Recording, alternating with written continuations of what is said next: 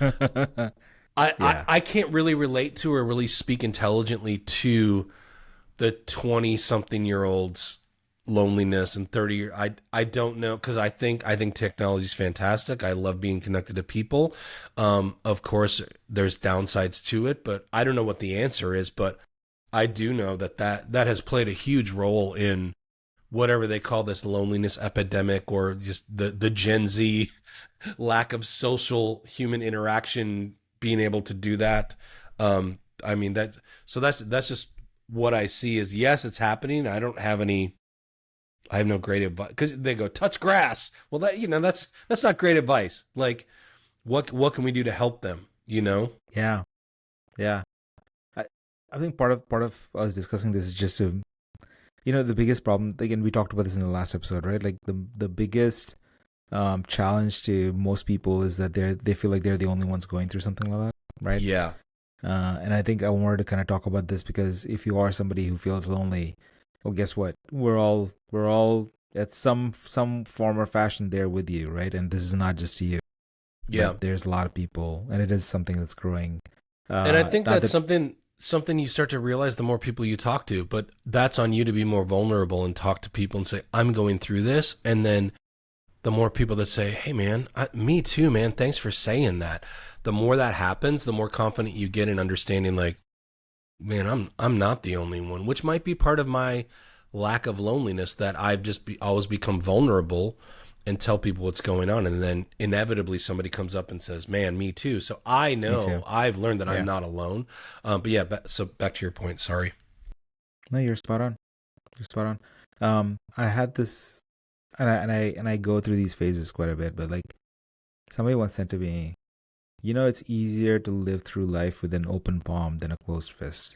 Mm, You nice. know, and I felt that applies in so many different ways, right? It's because you give with an open palm, you receive with an open palm, right? And that giving and receiving is both, you know, physically with people, right? Spiritually, if you believe in something like a god or universe, right? Like in every way possible, it's easier to kind of live versus just having a closed fist and like, oh, this is, and yeah, it's easier to live through life with an open palm than a closed fist. And there's some days when I'll catch myself like completely closed fisted. Really? Yeah, yeah. Like, Like I'll go ahead. no, I was gonna say, like, when, because I'm very curious to hear this. I usually go into closed fist mode when I'm faced by a challenge. Um, like something happens, and the first thing I think to myself is, how am I going to solve this? And only I can solve this. And if I can think through all the different variations of how this can go wrong, like I'm going to solve it, right? And then it's like, and then now it's like the worst thing, which is now I go into a spiral, and then I take AI with me on that spiral, which is even so, and so it's me and ChatGPT on the same spiral. I you think know? I that makes me think about when I am close fisted. It's a little different. It's when if a client, like this, it's literally happening right now. It's why it's fresh in my brain. Is um they come back with some feedback on a project or something, Mm, and immediately I don't reply to them, but in my mind I get very defensive. Like, how is this not my fault? This was them. This was their scheduling. This was their. They didn't show up right. They didn't. And that lasts for a little while. It's just me, my insecurities come bubbling up if there's ever any kind. And I wouldn't even call it criticism. It's like feedback. Like, could we change this, or maybe we could go this direction? And right away, I'm like, I know what I'm doing.